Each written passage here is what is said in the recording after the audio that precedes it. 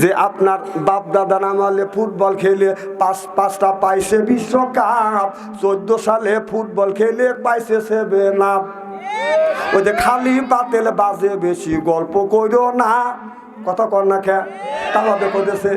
ওই যে বিশ্বকাপ ফুটবল নিয়ে নেইমারের সামনে দিয়ে ও মেসি রঙ করে হাইটে যায়, তাই দেখিয়ে আপনার নেইমারের বুকটা ফাইটে যায়। যেই কইছে বুকটা ফাইটে যায়, ওবেই নেইমারের পক্ষের লোক মেসির লোকের বাইরে শোয়া ফালাইছে। যান হাসপাতালে রয়েছে, যান খবর নিয়ে দেন। আমি বললাম কারণটা কি, এই জিনিসটা কি? কয় যে সেই বাপদাদার আমলে বিশ্বকাপ খেলে কবে সেই ইলিছে কাপ লিছে, আর 14 সালে আধুনিক যুগে খেলবে রয়েছে 7টা গোল খাইছে। কম তাই তোর কি, এই দিনই তো 7 আপ। ও গুনে উঠে করতেছে 3 পিস। কম কে 3 পিস পরে তো মহিলারা, কারণ ও 3 পিস কম যেমন। তা আমি তো অত বুঝি না, হুজুর ওরা 7খান গোল খাইছে এই জন্য ওকে তো 7 আপ। আর ওরা 3খান গোল খাইছিল কারজানির সাথে, এরা হয়েছে হলো এরা হচ্ছে 3 পিস। মানে আর্জেন্টিনা 3খান খাইছিল, সে হলো 3 পিস। ব্রাজিল 7খান খাইছিল 7 আপ। এইটি নিয়ে আপনার ছেলে আমার ছেলে, আপনার বাইশটা আমার বাইশটা মারামারি করে। আর বাবা কি সুন্দর করে নামাজ পড়ে দিতেছে, দেখছেন দেখছেন থেকে জানোয়ার কেমন করে নামাজ পড়ে। তোর বাদ ব্রাজিলের পতাকা উঠতেছে, আমার বাদ তোরে না। ওয়াইফাই বিল, ওয়াইফাই লাইন দিয়ে সেই কারেন্টের বিলের টাকা আপনি দেন, ওয়াইফাই টাকা আপনি দেন, আপনার টাকা দিয়ে আপনার ছেলে আপনার বাড়ি বসে সেই ব্রাজিলের আর্জেন্টিনারের আপনার খেলা দেখে, আর তাদেরকে সমর্থন করে, আর আপনার বাড়ি সেই পতাকা পরে, আর ওরে আল্লাহ আপনাকে বেহেশতে দিবে। আপনি যা দেখেন পাঠাম, যদি আল্লাহ না পাঠাচ্ছে আপনি আগে বাবার থেকে শুরু করবে। এদিকায়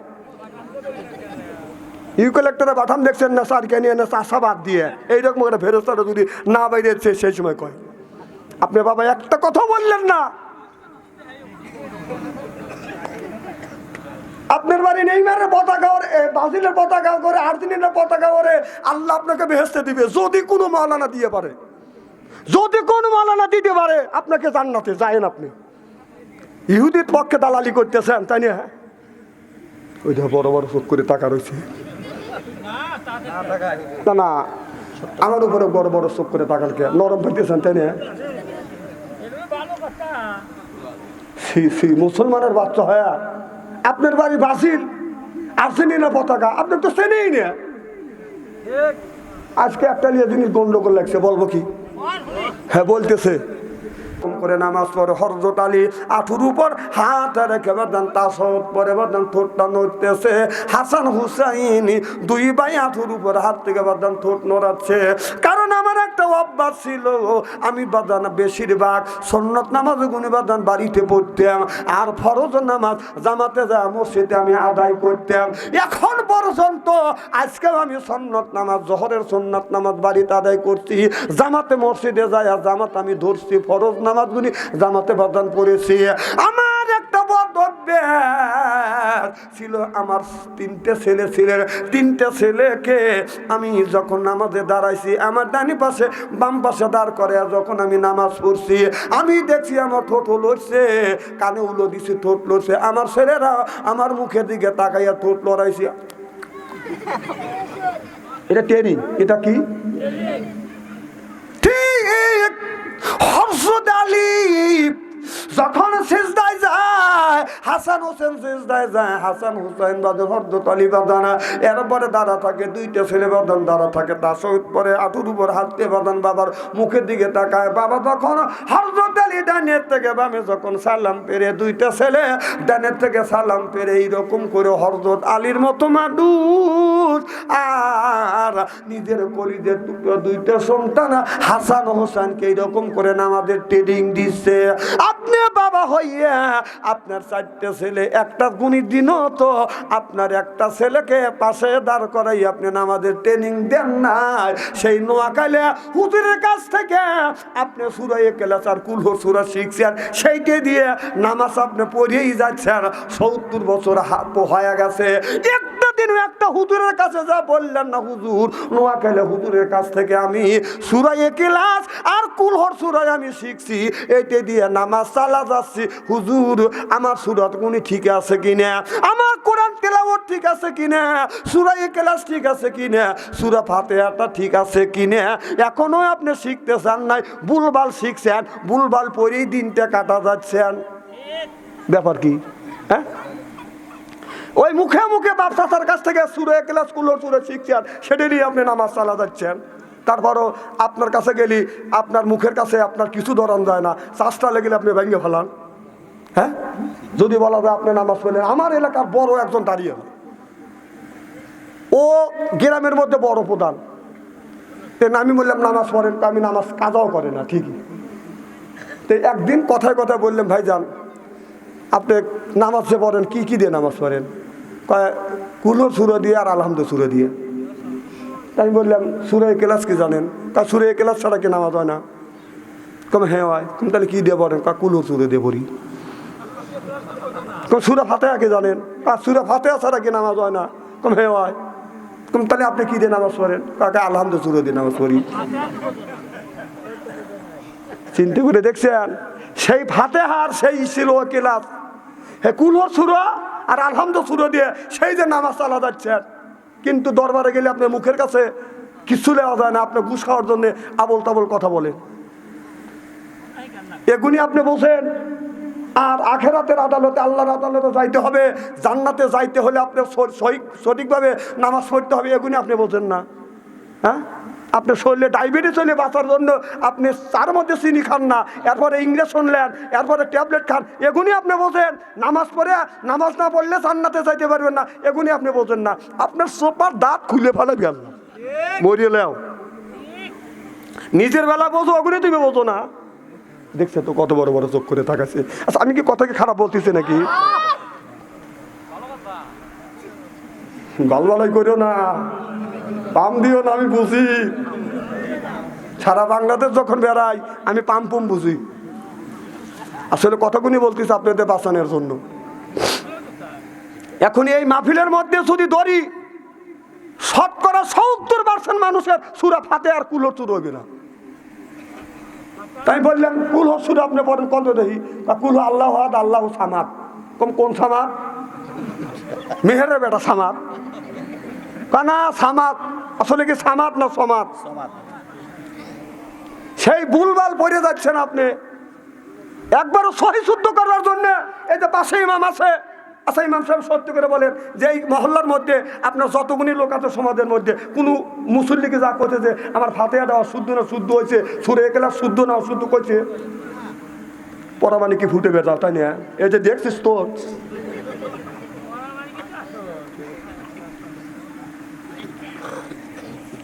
যেই পরামানিক বিচার করে হাফেজ সাহেব আজকে থেকে কবে তুই সূরা ফাতিহা আর সূরা ইখলাস কর, তাহলে তোর বিচার হইবে, নইলে তোর বিচার শুনবে না। হট না ফট, রাগ করতেছে ভাই, এ কথা বলতেছে আপনাদের বাঁচানোর জন্য। আমার ভাইয়ের, আমার মুসলমান ভাইরে,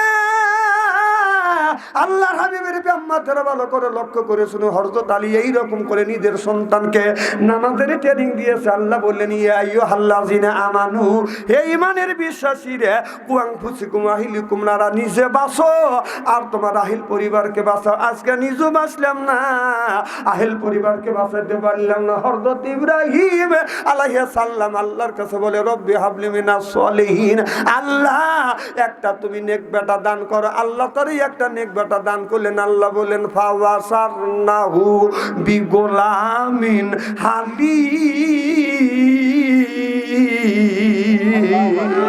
আল্লাহ বললেন বন্ধুরে, তুমি একটা সন্তান চাইলে আমি আল্লাহ বি গোলামিন, একটা একটা গোলাম দান করব। এমন একটা গোলাম আল্লাহ দান করছে, নাম হলো ইসমাইল আলাইহিস সালাম। আর আমরা যেগুনি জন্ম দিচ্ছি এটা বেটা না তেটা, শয়তানের জেতা, রাস্তা দিয়ে যায় বাজান বাজাই লেটা বেটা খায়, কিয়ামতের দিন খাবে জাটা বেটা।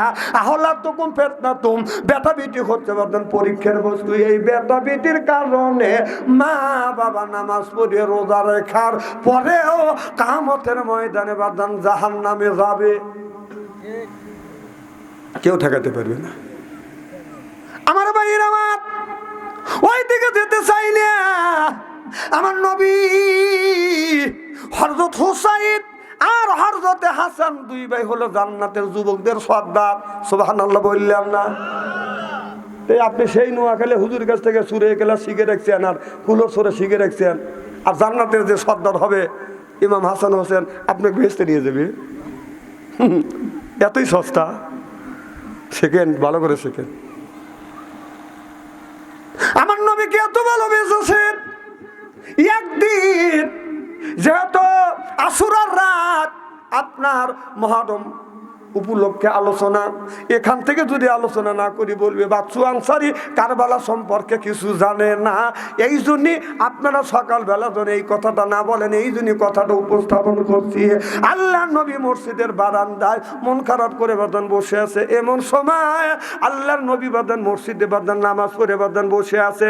এমন সময় জিবরাইল আলাইহিস সালাম চলে আসলেন। মুহাম্মদ হাই গেবনা গোপ্তা টানা গোপ্তা জিবরাইল, জিবরাইল হাই গেবনা গোপ্তা তানা গোপ্তা রব্বুল জলিল। জিবরাইল আলাইহিস সালাম এসে বলে, ইয়া রাসূলুল্লাহ, ইয়া হাবিবাল্লাহ, আপনার কাছে সুসংবাদ নিয়ে আসে। আল্লাহ নবী বললেন, জিবরাইল কিসের সুসংবাদ? বলে, আপনার কলিজার টুকরা দুইটা নাতি আছে, ইমাম হাসান হুসাইনের আপনার মরণের মন্দির, আপনার মৃত্যুর আলামত নিয়ে আসলাম। আমার নবী বলে, রে জিবরাইল, উদ্দেশ করেন কে? উঠবেন, ওঠেন, এক আঙুল তুলবেন না, না জোরাত থাকাই স্বাভাবিক। কারো যদি জোরাত হয় এক আঙুল তুলবেন। আমি বসবো যে প্রসাবের চাপ দিছি। দুই আঙুল তুললে আমি বসবো যে টয়লেটের চাপ দিছি। তিন আঙুল তুললে আমি বসবো যে বিড়ির নেশা দিচ্ছি, এই জ্ঞান আমার আছে। চার আঙুল তুলে আমি বসবো যে প্রেমিক মিস কল দিছে, তার ছুটি দিতেই হবে।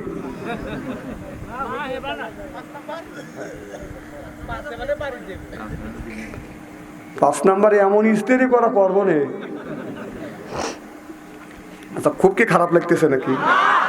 আলোচনা শুরু করি নেই, কেবল ধারণা দিচ্ছি। আমার ভাইরা, আমার নবী বললেন, জিবরাইল রে, আমার দুইটা নাতির কিভাবে মৃত্যু হবে, কেমন মৃত্যু হবে, কি অবস্থা মৃত্যু হবে, আমাকে একটু বুঝাও। জিবরাইল আলাইহিস সালাম বলে, ইয়া রাসূলুল্লাহ, ইয়া হাবিবাল্লাহ, আপনার বড় নাতি হযরত হাসান রাদিয়াল্লাহু তাআলা মৃত্যু হবে জহর খায়া, বিষ পানে। আর ছোট নাতি হযরত হুসাইনের মৃত্যু হবে দাস্তান শহীদ কারবালায় তরবারির নিচে। এ কথা রাসূল যখন শুনলেন, শোনার সাথে সাথে জিবরাইল আলাইহিস সালাম চলে গেলেন। আমার নবী বললেন, সাহাবীরা রে, যাও তোমরা যার যার বাড়িতে যাও, আমি নবী একা একা মসজিদের মধ্যে অবস্থান করব। একা একা মসজিদের মধ্যে অবস্থান করছে। এমন সময় ছোট্ট নাতি হযরত হুসাইন দৌড়ায় এসে আমার নবীর কোলের উপরে বসে বলে, না না, আমি দেখছি, আপনি আজকে দেখছি, লক্ষ্য করে দেখতেছি আপনার মনটা খারাপ কেন? আমার নবী যদি বসে থাকতেন, হযরত হুসাইন যা দৌড়াতে আমার নবীর কোলে যা বসতেন, বসিয়ে নবীর দাড়ির ভিতরে 5টা আঙুল এরকম করে বাদান চালা দিতেন। আমার বাইরে আমাদের দেশে যারা নাতি দাদা হয়েছি অথবা নানা হয়েছি, আপনারা নাতি পুতি যখন কোলে নেই, কোলে নিয়ে সোহাগ করি, দাদু রে, নানু রে, টু টু টু, সুবহানাল্লাহ বললেন না? সুমো দেই, কি দেই? সুমো, এমন ভাবে সুমো দেই, গালের সাথে মুখ লাগা লাল বানা ফালা দিই। আর কিছু কিছু লোক ধনী মানুষের খাওয়ালে কোলে নিয়ে বালবালাই করে, আর কোলে নেন, ওটাকে সুমো হয়, ওটা বালবালাই করে। কি করে? আরে আসলে যদি সুমো হয়, ওর মুখ লাল করে ভালো দেবো, কত কর না কেন? আর দেখবেন আপনার ছেলে আমার ছেলে মানুষ যদি কোলে নিয়ে সুমো দেয় না, মনে করেন বালবালাই করতেছে, বোঝেন না তো আপনি। যদি দেখেন যে গাল লাল করে ভালো আছে, তাহলে বুঝবেন মহাব্বত করছে। হ্যাঁ, আর যদি দেখেন যে না কোনো কিছু হয় নাই, আগলা চুমো দিছে, আগলা ভালোবাসা করছে আপনার সাথে, আপনাকে পাম দিচ্ছে, এখানে বুঝেন। নাতি যখন কোলে দেন চুমো দিয়ে কি করেন কন্ত, গালে চুমো দিয়ে ফেনা তুলে ভালো দেন, কথা কয় না যখন ঠিক কিনা। আর পরে ছেলে কোলে লেগে তাই করেন, ভাল ভালোই করা হয়, ওরা আমু করি মাঝে মধ্যে। আমার ভাইরা আমার এদি সুবমুল্লাহ আছে, আল্লাহ তাকে একটা পোলা দিছে, এই পোলাটাকে যেরকম ভাবে চুমো দেয়, মুখের দুই গালে বাদান দাগ বানায়, ঠিক পরের তাকে ওই রকম দাগ হয়। ওই দিকে যেতে চাই না। হযরত হুসাইন আমার নবীর কোলে বসিয়া দাড়ির ভিতরে 5টা আঙ্গুল ঢুকা দেয়, আর যাইয়া নানারা গলা পরে ধরে, ধরার সাথে সাথে আমার নবী অমনি কপালে চুমো দেয়, গালে চুমো দেয়, এরপরে বাজানো গলায় চুমো দিয়ে বলে আল্লাহুম্মা হাসিবিনি হিসাবা ইয়াসিরা। এরপরে দোয়া করে আল্লাহুম্মা হুসাইনা সাবরা ওয়াসিকাল্লাযী নাসিয়ান ওয়াসিকাল্লাযী শাহিদান আল্লাহুম্মা হুসাইনা সাবরা সিল্লাকান আল্লাহু আকবার। হুসাইন বলে না না, যখনই আপনি চুমা দেন আমার সর্বাঙ্গে আপনি চুমা দেন, এইভাবে করে আপনি আমার দোয়া পড়েন আর বলেন আল্লাহুম্মা হুসাইনা সাবরা। এই বলে আমার গালে চুমা দিতে দিতে তুমি গলা পর্যন্ত, আপনার এই যে হলকমের নিচ দিয়ে পর্যন্ত আপনি চুমা পর্যন্ত দিছে না। আমার নবী বলে রে হুসাইন, আমি যা জানি তুমি তা জানো না, আল্লাহ আমারে যা জানায় আল্লাহ তোমারে তা জানায় না। চিল্লাকান আল্লাহু আকবার। আল্লাহ আল্লাহ মিকুনা শামসু কামা, আল্লাহ আল্লাহ মিকুনা আরদু সামা, আনতুম আওলানা বাস্তুম মুসলিম কিসানা হায়, আনতুম আওলানা বাস্তুম মুসলিম হোতা কাম্মা হায়। চিল্লাকান মারহাবা। হুসাইন বলে না না, একদিন যায় দেখে আমার নবী মন খারাপ করে বসে আছে। হযরত হুসাইন যা দেখে নবী মন খারাপ, হযরত হুসাইন যা বলে না না গো, প্রত্যেক দিন আপনার মুখে হাসি দেখি, খুশি দেখি, না না আজকে আপনার মন খারাপ, কি হয়েছে আমার একটু বলো। আমার নবী বলে হুসাইন দে একা একা কিছু সময় আমাকে অবস্থান করতে দে। হযরত হুসাইন বলে না না না, তোমার যদি কিছু হয় আমি হুসাইন কষ্ট পাই, আর আমার যদি কিছু হয় আপনিও কষ্ট পান। ও না না, আপনার মন খারাপ কেন আমাকে বলতে হবে। হযরত হুসাইন যখন এই কথা বললেন, আমার নবী বললেন হুসাইন রে এই মুহূর্তে জিবরাইলের মারফত থেকে আমি তোমাদের 2 ভাইয়ের মৃত্যুর আলামত শুনলাম। হযরত হুসাইন বলে না না, আমাদের 2 ভাইয়ের কিভাবে মৃত্যু হবে, কোন অবস্থায় মৃত্যু হবে আপনি আমাকে একটু বুঝান। আমার নবী বলে রে হুসাইন, তোমার বড় ভাই হাসানের মৃত্যু হবে জহর খায়া, বিষ খায়া। তোমার মৃত্যু হবে দাস্তান শহীদ কারবালায় তরবারির নিচে। বলো শেষ। আমার নবী চোখের পানি ফেলে দিয়ে দিয়ে দিয়ে কান্দে। হুসাইন বলে না না, আমার মৃত্যু হবে দাস্তান শহীদ কারবালায়। কার জন্য আমার মৃত্যু হবে, আমার মৃত্যু কার জন্য হবে, বলে আমার তোমার মৃত্যু হবে, তোমার ভাইয়ের মৃত্যু হবে আমার উম্মতের নাজাতের জন্য। চিল্লাকান আল্লাহু আকবার। নারে তাকবীর, নারায়ে তাকবীর, আল কোরআনের আলো, নারে তাকবীর। হযরত হুসাইন বলে না না, আমার মৃত্যু দাস্তান শহীদ কারবালায় তরবারির নিচে যদি হয় না না, তাহলে আমাকে কে মারবে এটাও তো আপনি আলামত বলে দিতে পারবেন। বলে হ্যাঁ। কেমন করে মৃত্যু হবে, কে মারবে? বলে শিমর নামে একটা লোক তোমারে মারবে। বলে না না, শিমর যদি আমার মাথা কেটে নেয় আমি কিভাবে চিনবো? আমার নবী বললেন হুসাইন, দাস্তানে শহীদ কারবালায় যখন তুমি পড়ে যাবে, তোমার বুকের উপরে যখন বসবে তুমি লক্ষ্য করে দেখবে বুকে তার পশম নাই, বাম পাশে কালা দাগ, দিল্লিকের মধ্যে কালা দাগ আছে, আর চেহারাটা হবে জানোয়ারের মতো। ওই লোকটা যদি তোমার বুক থেকে না নামে বুঝতে হবে ওই লোকটা তোমার গর্দানটা কেটে নিয়ে যাবে। যখন তুমি কারবালার ময়দানে শুয়ে পড়বে তোমার বুকের উপরে এসে একটা লোক যখন বসবে, যখন নাচবে না, বুঝতে হবে এই লোকটাই তোমাকে হত্যা করবে। যে না না, ওই লোকটাই যদি আমাকে হত্যা করে, আমাকে যদি শিরচ্ছেদ করে, আমি চিনব কিভাবে? তার আলামত, পরিচয়। রসুল বললেন, দেখবে বুকে পশম নাই, বুকের বাম পাশে কালা দাগ, চেহারা হবে জানোয়ারের মতো, বুঝতে হবে এই লোকটাই তোমাকে হত্যা করবে। আমার ভাইরা, এই বলিয়া আমার নবী আবার হুসাইনকে কোলে নেয়, চুমা দেয় আর বলে, আল্লাহুম্মা হুসাইনা সাবরাও ওয়াসিকাল্লাযী নাসিয়ান ওয়াসিকাল্লাযী শাহীদান, আল্লাহুম্মা হুসাইনা সাবরাও। ভাই একবারই চলে যাচ্ছেন ভাইজান? একবারই কি যাচ্ছেন? চলে যাচ্ছেন? তাহলে এখন টাকা দিলেন কে? ও, আর যদি যাওয়া লাগে ভাইকে এক প্যাকেট টাবরক দিয়ে দেন, চলে যাই।